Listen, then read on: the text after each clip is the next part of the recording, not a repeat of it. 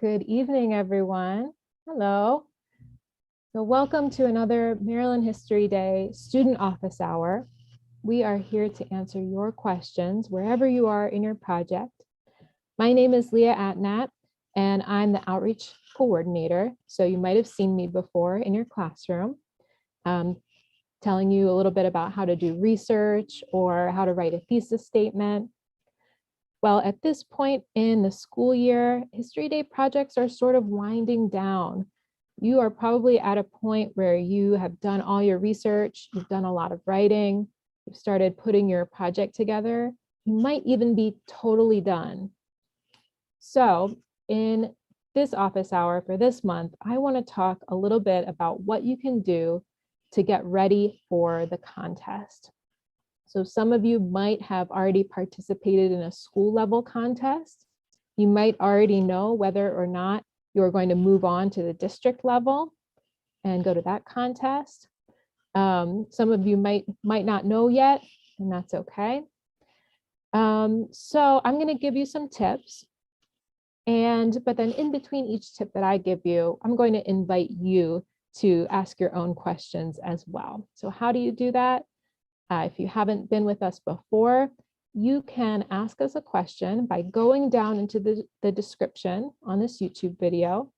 And in the description, there should be a link to a Google form.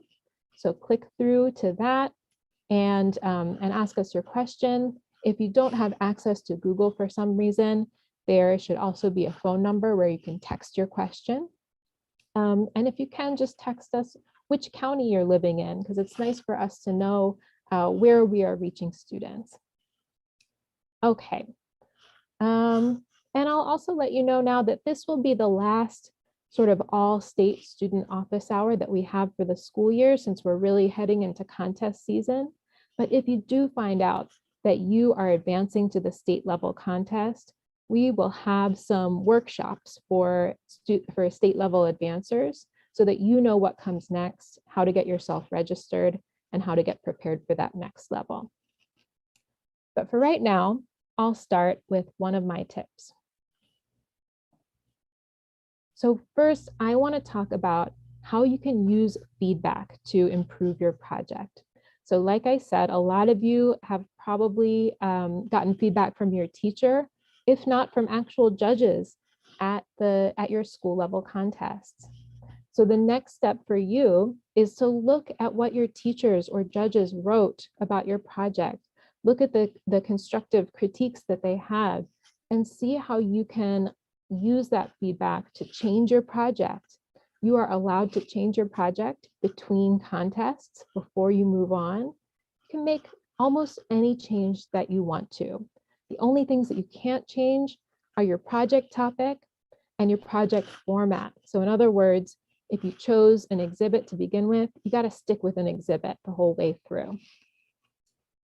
So I want to talk about a few different pieces of feedback that you might have gotten from the judges and what it means, how you can use that feedback best. So one comment that we see often is something like this, that your thesis could be made stronger. So what does that mean? How can you make your thesis a little bit stronger? So if you got feedback like this, I want you to think about some of these things. Is there enough detail in your thesis for an unfamiliar reader or viewer to understand your claim? Did you explain or define important terms? So like I've mentioned before, your thesis is probably going to be one of the first things that your reader sees when they're looking at your project. So you don't just want to jump right in to your big claim. You want to make sure that you set the stage for your reader so that they know what time period you're talking about, what place you're talking about, who some of the main people in that story are. So part of our formula for the thesis is to include the who, what, when, and where. Those are the details that are going to set the stage for your reader so they know what you're talking about. And then also defining those important terms. There might be something in your thesis that your reader has never heard of before. So you want to give them a little bit of extra so that they understand what you're talking about. The next thing to think about is, do you show your topic's significance in history? This is so important because this is really going to be what your claim is. Why is that event or person so important? That's what you're arguing. So if you are missing things about short and long-term impact, it won't be as clear what your claim is. So you want to make sure you have that in your thesis.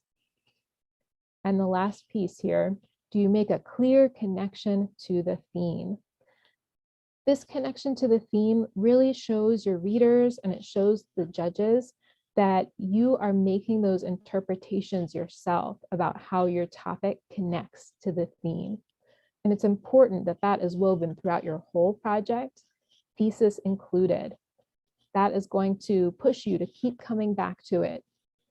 And then overall, you want to make sure that you are supporting that thesis throughout your whole project. So if you read over your project and at some points you sort of go off topic a little bit, or you have something that is fun to know but doesn't really help to support your argument, you might want to change it or take it out.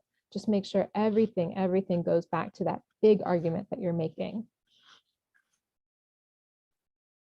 The next piece of feedback that you might hear from your judges or teachers is that your project needs broader research or maybe needs more primary sources. And those are both criteria on the judging rubrics for the official NHD judging rubrics. Same with the thesis, having a strong and clear thesis. In the judging rubrics, you'll see a criterion for wide research and a criterion for effective use of primary sources. So here are some questions you can think about for that. Have you included primary source texts in addition to images? So this is a big pitfall that I see in some History Day projects. A student will have lots and lots of primary sources listed, but when you look at them, you realize that they're all images, they're all pictures, historic photographs.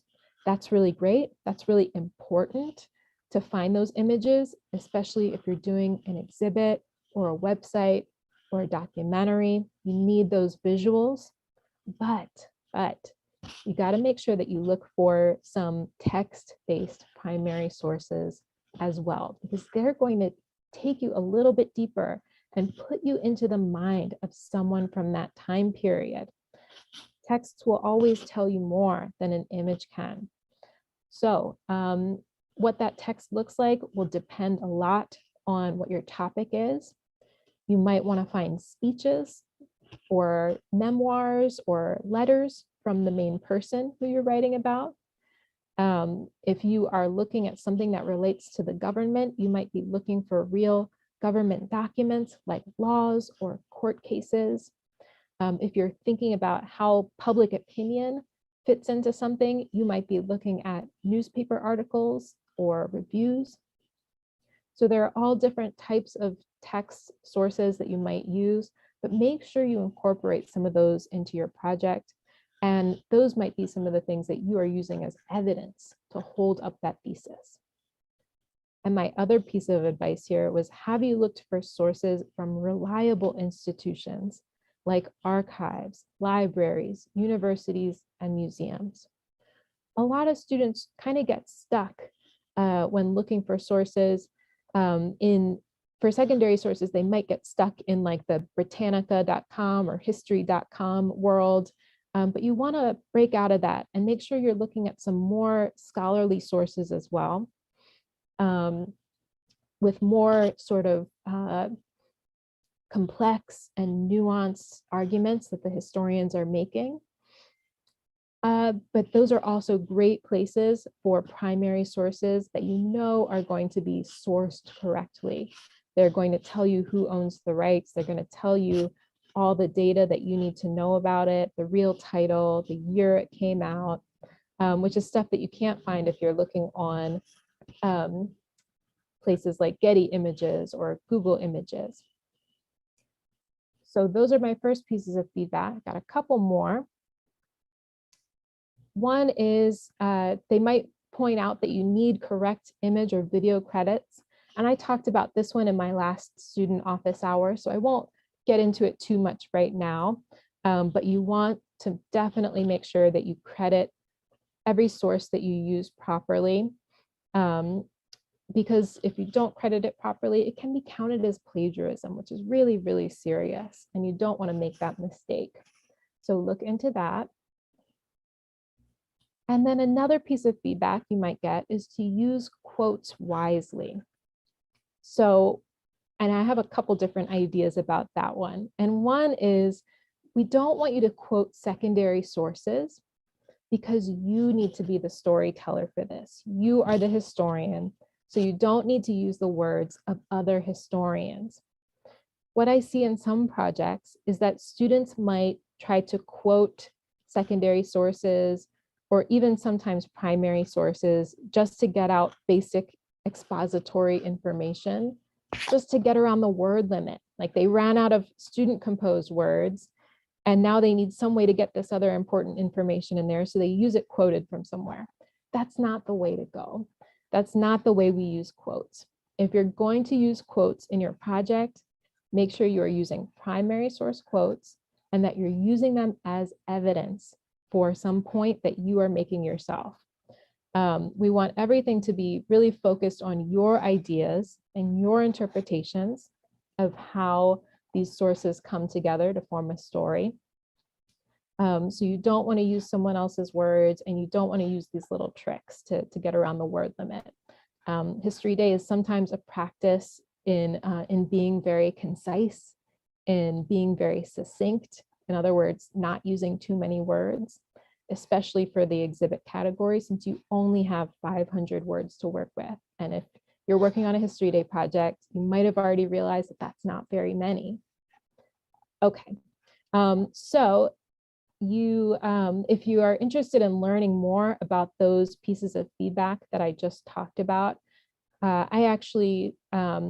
we made a video last year. We recorded a webinar about those pieces of feedback and how to use them. So if you want to learn a little bit more, look at our YouTube channel and you will find a video called something like using feedback to improve your project, and you can learn more about that. Okay, so that is my first tip that I want to share. Use that feedback really wisely, make those changes. So now I want to open it up and see if any of you out there have any questions. So go ahead and look at that Google form, type in your question, and I'm happy to answer whatever you have, whatever you want to talk about. You might have questions about some part of the research. You might have questions about the contests.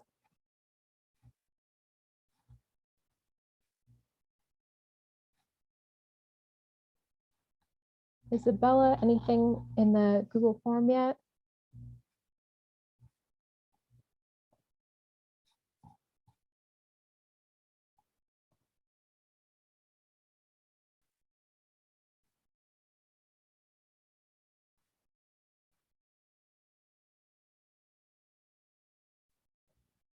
All right, well, I am going to keep going then. And if you think of any questions, just go for it. Go ahead and type them in. Okay, so next, I wanted to talk more about improving your project, but I had some examples to show you. This is a real student project. It's from many, many years ago. It's actually from 1996. So the student who made this is probably in their 40s now. So we don't need to feel bad about talking about their project. But I'm going to show you this project at 3 different levels. So first, I'm going to show you what they turned in at the school level. Then we'll look at the state level, and finally national. So we can take a look at some of the changes that this student made to make it better. So this project is about the Volstead Act, which is the law that made it illegal to buy and sell and produce and import alcohol. So if you've ever heard of the time period called Prohibition, that's what we're talking about here. So let's take a look at this project. And so the first thing you'll probably notice is that the student found lots and lots of historical images. You can see that they're all in the middle. Lots of them are in the middle of the board. You can see that on the left and the right, we have the labels before and after. So we know at least they have some sort of a narrative arc that goes from beginning to middle to end. So that's a good thing. But let's think about what we could make better here. The first thing that comes to my mind is that the middle part of this really looks sort of jumbled, and it doesn't look like things are spaced out evenly. Like there's a lot more empty space on the left and right wings of the board, whereas the middle of it is really, really crowded and jumbled together. So that's one thing we might point out. Another thing is I see on the left and right parts of the board, there are these chunks of text, which looks like some of it might be student composed text and other parts of it might actually be primary source quotes. That's okay. But in the middle of the board, we see a lot of really, really little short pieces of text. And I know you can't really see it right now because it's very, very tiny. But those really short pieces of text might just be image credits. You know, as you know, it's required to have an image credit for every image you use on your exhibit. Or they might just be captions. But I don't really see a whole lot of longer pieces of text, longer sentences that might give us the student's analysis of this, and that might help to shape the narrative of what actually happened in the middle of this story. So without being able to read it, it already sort of seems like things are unbalanced. Okay, so let's look at the next section of this. Let's see what the student improved. Okay, so here is the same project at the state level, and you can see the student has made some changes. They basically got a new board and started fresh. They didn't start completely fresh. They kept a lot of the same images. They kept a lot of the same quotes and a lot of the same student composed text that they wrote themselves, but they did some rearranging, and that's a good thing. It looks a lot more orderly here. We have the text and the images in these more orderly sort of columns, which probably makes it a lot easier to follow a narrative. So I'm just going to hop back for a second to the last one. So looking at the middle here, it's sort of hard to know what I should look at first if I'm trying to follow a narrative and find out what the story is, because there's nothing that's really leading the eye from one piece of text to another. My eyes are just sort of jumping all around this board. With this one, you can you know, it makes it a little bit easier to start at the top and sort of work your way down the columns for this one. We've also gotten rid of before and after, since before and after are, you know, they don't tell us a whole lot about what happened in the before and after. So instead we have these longer sort of subheadings that are a little bit more descriptive, that tell us about what was happening in the before time and what was happening in the after time. So those were some of the positive changes that I saw here. But as you know, there's always room for improvement. So let's see what they did at the national level. Oh, and also we see that in the middle section, if we think again that this is following a narrative from beginning, middle to end, we see more student composed text in this middle section. And again, that's important because we want to see the students' interpretation. We want to see them doing the storytelling. So we definitely want to see a more even balance of where your words are in your project.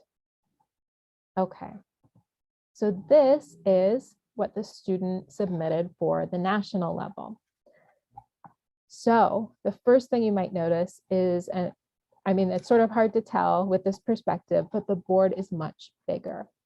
They've started with something almost half the size, very small, and they have upgraded to one of these really big foam exhibit boards. That's a good thing because then they can make their pictures bigger They can have different sizes of text. So there's more of a hierarchy in the text, having the bigger paragraphs in a smaller font, having the headings in a bigger font. It allows them to space things out so that our eyes don't get too tired looking at things. They're too jumbled together. We still have good columns that make it easier to follow. We've got the title nice and big at the top. And also notice that the title has changed. So remember, I told you, you can change a lot about your project, including the title. The title is now Volstead Act, a congressman's stand for prohibition. The theme for this year was taking a stand. So you can see they have made that direct connection to the theme right in the title as well. And again, that's really making it clear to the judges. It's signaling to the judges, I really thought about the theme and I really think that this fits in with this year's theme. You can see that the student also included some artifacts at the bottom here underneath the board. That's something that you can do as well. Find some three-dimensional objects or make something. Looks like the student has made a little pamphlet and they have some two-dimensional props that they've made. Okay, so you can see the change from school level to state level. This is something we encourage you guys to do as well. You don't have to buy a totally new board, but you might want to see if you can take the paper that you pasted on off of your board and rearrange things. Think about what's going to be the most visually appealing, what's going to be the easiest to read, and making sure you have a good balance in your story from beginning, middle to end. Okay, so that's my second tip, thinking about visual clarity, clarity of presentation, and this might apply to other types of projects as well. I know here I talked about the exhibit, but if you're doing a performance, you might end up rewriting parts of your script. You might end up getting a new prop, making some improvements to your costume, changing things around. If you're doing a website, making changes is really, really easy. You can just go in and make those changes instantly. If you're writing a paper, changes are really easy to make. If you are doing a documentary, you might want to re-record your narrations if you end up changing something about your script. It might sound like a lot of work, but it might be worth it to you. You might want to push yourself to do the best that you can on this. Okay, so I'm going to open it up again, see if we have any questions. Okay, so we've got a question. It says, how can I narrow down my project? How do I know what to remove? That's a really good question. So like I mentioned earlier, when you're doing your research, when you're doing the writing, you're going to find out really quickly that it's easy to run over that word limit. It's really easy to write a lot with all the information that you're learning and everything that you want to tell your readers. So how do you narrow it down? Again, one of my tips is to look back and make sure everything helps you to support that thesis. And then it's just a matter of deciding what is the most important. What are the most important points that you want to make? What are the best points that support your thesis? And you might end up cutting out some sentences that you were really proud of writing. You might end up cutting out some facts that you thought were really interesting, but you want to make it to just a really solid, really coherent, and self-contained project where you're not trying to get into too many outside topics. You want to make it as self-contained as possible. So cut out anything that sort of reaches into another topic in any way. Let's see, can't think of anything else really to say about that.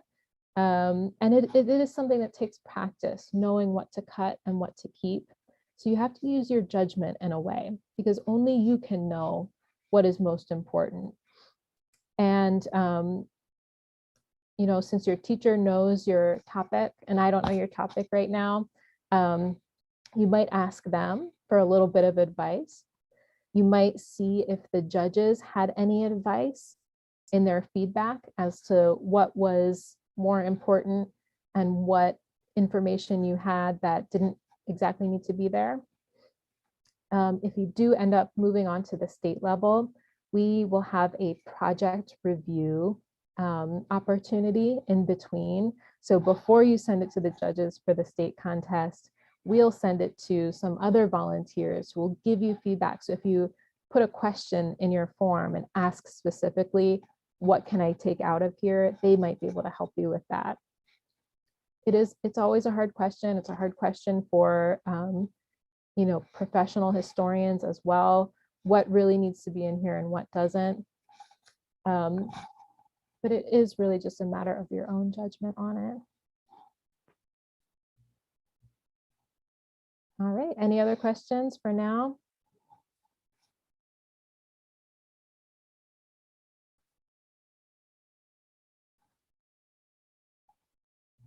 Okay.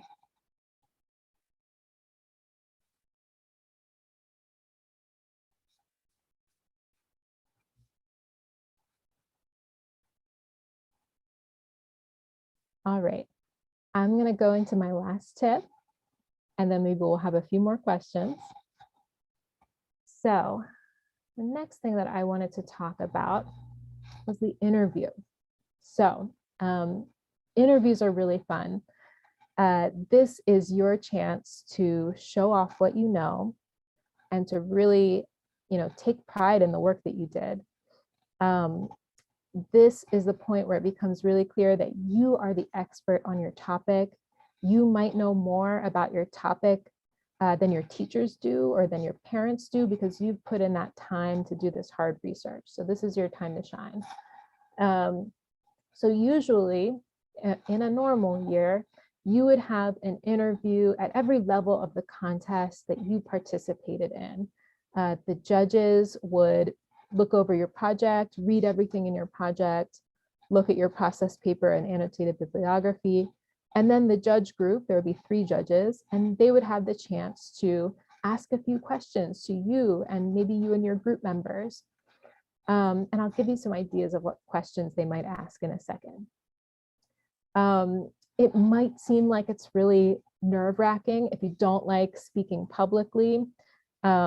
What I like to say is that public speaking is like a muscle. You gotta exercise it, you gotta practice.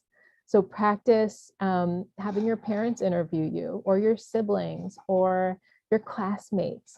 And going over some of those potential questions will also help you get some answers to them ready in your head so that you're ready to answer them. So here are my tips to prepare for the interview. Well, the first one isn't so much a tip, it's just some information that I think you guys should know. And it's that the interview shouldn't change the judge's opinion of your project. Your project really should stand alone. So you're not going to be asked for any additional information about your topic unless there is something extra that you definitely wanted to share that you already know. So don't worry about the judges asking you about something that's not on there. They don't need to do that. But you should know what is in your project. You should know all that information by heart. And yes, your project should stand alone. The judges are really not in the position to add points or take off points for what you say in your interview. It's really just a chance for you to show off what you know. So that's one thing that should sort of put you at ease. So just know that they're not, they shouldn't be changing your points for that reason. What the interview does do is it shows the judges that you did the work and that you know your research. So this is sort of like a way to prove that you didn't just have someone else doing all the research for you. You didn't put all that work onto one of your group members. You all shared the work equally. And again, knowing that you know what is in your project? Okay, so now I'll give you some potential questions that they might ask you. So they might ask you things like, what was your favorite or most useful primary source? Okay, so be prepared to answer something like that. That's going to tell judges a couple of things. It's going to tell them that you know what a primary source is, that you actually use primary sources for your project, and that you use them in such a way that you were actually thinking about whether or not a primary source was relevant or useful, or what that primary source is telling you. It's showing that you engaged really deeply with the primary sources that you were using. So that's a good one to have an answer in mind for. They might ask you, how or where did you do your research? So if you just say something like online, that doesn't tell them so much. We're all doing our research online nowadays. But you might want to think about things like, which websites were most useful to you? Did you go to special collections? Did you look at like the Library of Congress? Did they have a lot of stuff on your topic? Did you look at the website of a certain government agency or a certain library or a museum? What kinds of websites were you using? And which places were the most useful? If you did get to go somewhere in person to do your research, make sure you talk about that. Did you go to a museum in person and look at what they had to offer? Talk about that. Did primary sources help you learn something that you didn't know before? So this one really speaks for itself. Again, it's showing the judges that you know what primary sources are, that you've done some work with them, and that this project really created some change in you. It wasn't just something you did for a grade. It was something that had an impact on your worldview, on your knowledge, on what you know, and you're all the better for it. Every time you learn something new, that's a kind of self-improvement. Okay. Did your thesis change since you started the project? So this is a good one because it shows the judges, again, that you are the one who's doing the interpretation. Because if your thesis did change, it means you started out with something, you did the research, and you realized that your thesis was missing something, or that it wasn't altogether correct. Something needed to change. So it showed again that you were engaging with the research on a really deep level, so much so that you needed to make a change in what you thought your biggest argument was. And if you didn't change your thesis, that's okay too. But you might, in this case, talk a little bit about how you arrived at your thesis, how you arrived at that big argument, and maybe how your ideas about your topic changed. Another question you might be asked is, what was the most challenging part of your History Day experience? So this shows judges how you are able to persevere. So if you do talk about something like your most challenging part of your History Day experience, you'll want to turn it into a positive. How did this strengthen your project? How did this strengthen your skills? Again, how are you a better person for it after getting through this challenging work? We all know that History Day is really intensive. You're doing a lot of hard work for this. So we want to know that that hard work is not for nothing. And I think you guys probably know that too, because you're learning so much. Okay, so this is just a small sample of some of the questions that judges might ask you for the interview. You can find other examples if you Google NHD interview questions. I think NHD probably has some samples on their site as well. But just have some answers ready in your head. I know that this year, a lot of the district contests are going to be virtual. So some of them might try to have virtual interviews. Some of them might not have interviews at all, which is kind of a shame because you won't have that chance to talk to judges. But you might talk to your peers about it. Have your parents interview you. Have fun with it. Find those opportunities to talk about your project with other people. And if you make it to the state level, we are hoping to be in person. We will have judges there in person, and we will have interviews. So we'll have that awesome chance for you guys. Okay. Questions, let's see. All right, so I got a question. It says, how much background information should I give on my project, especially if you don't want to take up too much space? That's a really good question too. So for background information, as you guys probably know at this point, one of the criteria on the NHD judging rubric is about historical context. So in other words, you want to make sure you set the stage for whatever it is that's happening. So this is going to help your reader understand what the world looked like at that time period that you're talking about. So you definitely want to have some context in there, but you're right, it shouldn't take up too much space. And it should be context that relates directly to your topic in some way. So if you're writing about the 1960s, you don't need to tell me every different little thing that was happening in the 1960s. If you're writing about, the NASA missions in the 60s, you might not need to tell me about things like civil rights because they're not connected all that much, unless you are making that connection in your project, then you'll talk about both. But if you're talking about, NASA space missions only, you probably don't need to talk about civil rights and the other things that were happening in the 60s. You might talk a little bit about the Cold War because that's sort of connected, but you don't want to get too off topic. You only want to talk about things in your background or context section that will come up again later, and that will help your reader understand those other parts of the narrative that you will be talking about. Okay, so I hope that makes sense. And also another point about that, if you are doing a project about an individual person in your background or context section, we don't need to hear the person's life story. We don't need to hear about their childhood, because ultimately those parts of their story aren't going to help support your argument so much, unless it really, really influenced what they were doing as an adult.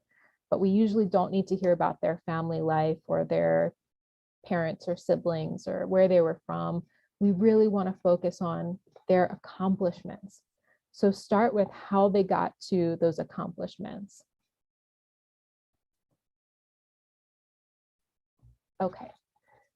Got another question in here. It says, if I don't have time to make a new recording of my project, what is a good way to improve my project? Ooh, that's a good question. And I'm guessing that's for the documentary category. So let's see. If you do have time, I know that making a recording is really time intensive, because not just do you have to sit down and record it, but it might take you a few different tries to get a good recording. I suggest that if you can, you record it in pieces and then splice them together,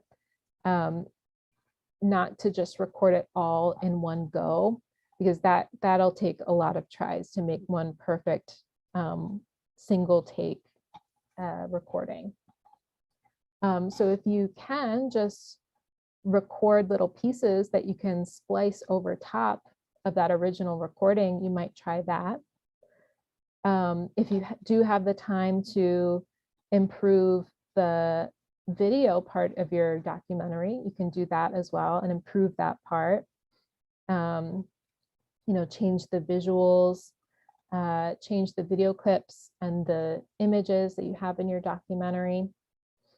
If you're really not able to change any of that, I would say you might put something in your process paper. Say that you really wanted to include some piece of information, but you weren't able to. The process paper has a little bit of flexibility because it's really you talking about the process that you went through. and how you created this thing. So if you're at a point where you're not able to make changes that you really want to make, go ahead and say something in the process paper. I found this really important piece of information because the judges are reading that too. It's not supposed to have a big impact on your ranking in the contest, but it can be helpful for them to know, what you're going through.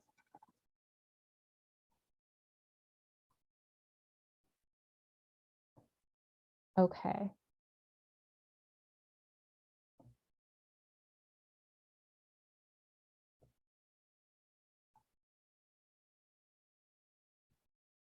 All right, so apparently NHG has some videos on their YouTube channel that can be really helpful for understanding why the judges make the choices that they make when they're marking up those rubrics, those judging rubrics.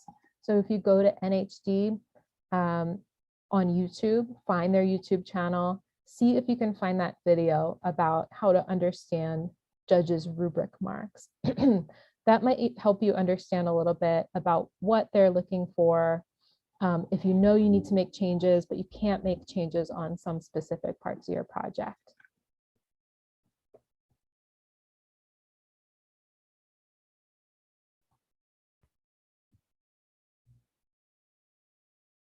All right, any other questions? Ooh, okay, I got a question. How do I bring in multiple perspectives? All right, so I see this question a lot. And this is another one that NHG actually has a YouTube video about on their channel. And the thing about multiple perspectives is, since people have been writing history, you might have heard this before, but history is always written by the winners. History books are always made by, whoever's in power, whoever's in the mainstream culture, and not by the people who, who don't have enough power to write the history. So, and in that way, history books are biased. Everything that humans make is biased. You might have heard that before too. So your primary sources are biased. That's okay because we want to learn about those people's ideas and biases, but secondary sources are biased too.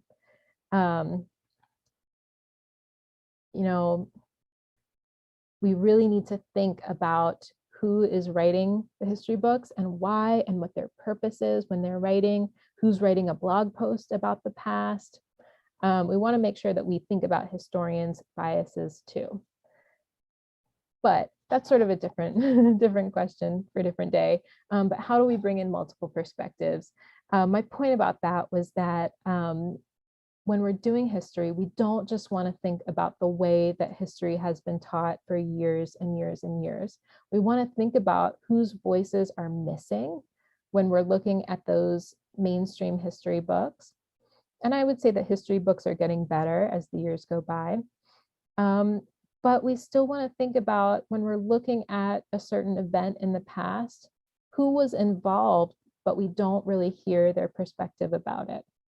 And that might be something like, if you're studying the Civil War, you're more likely to hear about the soldiers who were men. So we hear a little bit less about women. We might need to do a little bit of extra research to find stories about women during that time period, or to find stories about the African-American soldiers who fought in the Civil War. So that would be an example of showing a different perspective. So when we think about multiple perspectives, it might not be showing, like in your project, here's one side and here's the other. It might be showing that perspective that we don't always hear about. I found a really good example of that in one of last year's projects. One of the high schoolers did a project about the 504 sit-in, where a large group of people with disabilities did a sit-in at a government building in order to get basically a civil rights law passed to protect people with disabilities. And that's an example of, okay, he's showing a story that we don't usually hear, that doesn't usually get told. And we do hear, a little bit from the government point of view, from that perspective. But the big base of the story is really about these people who we don't usually hear from. So I think that's a really great example of multiple perspectives. It doesn't always have to be equally balanced, two sides of a coin kind of thing. So that's just one example. But yeah, think about who we haven't heard from about a certain story. Another example of that that I shared before was we had another great student who did a project about the bombing of Hiroshima at the end of World War II. And, since we are from the US, we usually hear these stories from the US point of view. But he really worked hard to look at that event from the Japanese point of view. So that's another way to show multiple perspectives, or to show at least a different perspective from what we usually hear. All right, another question. How many things do I have to cite? Should I cite every fact or just the ones that aren't obvious? Okay, so that's a good question.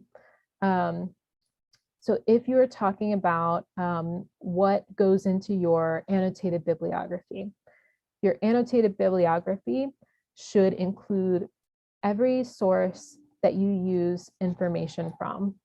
So every source, not just ones where you used a quote from it. If you read it and you got some information from it, it goes on your annotated bibliography. If you're talking about in-text citations, for example, if you're doing a paper, you don't need to do in-text citations for any category except for paper. That's the only one where you might do in-text citations or footnotes. And for that one, it doesn't, what historians usually do is they won't put a footnote after every sentence in a paragraph because it doesn't look so clean. So instead, they'll put one footnote at the end of the paragraph where they cite some of the important works in that paragraph that contributed to the information in that paragraph. So that's one example of what you can do. Let me see.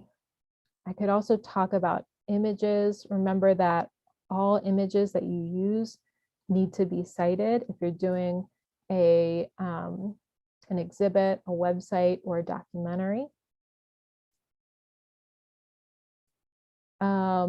If you are using, let's see, if you're using a quote in a paper, or sorry, if you're using a quote in any kind of project at all, you always want to make sure your reader knows who is saying that quote. Where is that quote coming from? We should always know who the speaker is. That's important.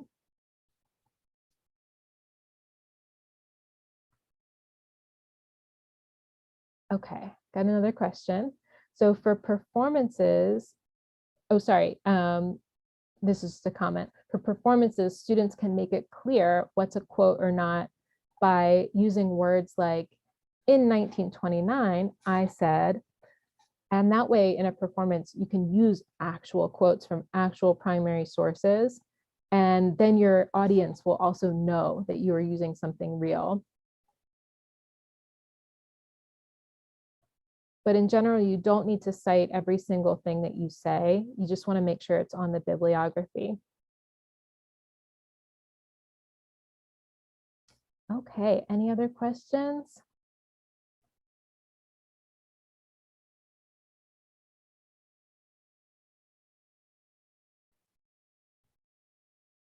All right. Well, I'm going to call it a day then. If we don't have any more right now, I'm just going to go to my last slide. So thank you so much for watching. This is an old slide. So February 10th is today. This was our last all-state student office hour of the school year. But again, if you get selected to advance to the state contest, we'll be in touch with you and we'll let you know about some opportunities to join our calls and to learn about the next steps for registration and how to get prepared for the state level contest. So we really hope to see you there. I'm wishing you guys all good luck. If you're interested in more History Day content, you can still subscribe to this channel and hit the little bell so you can get notifications just in case we have any other videos coming up for you.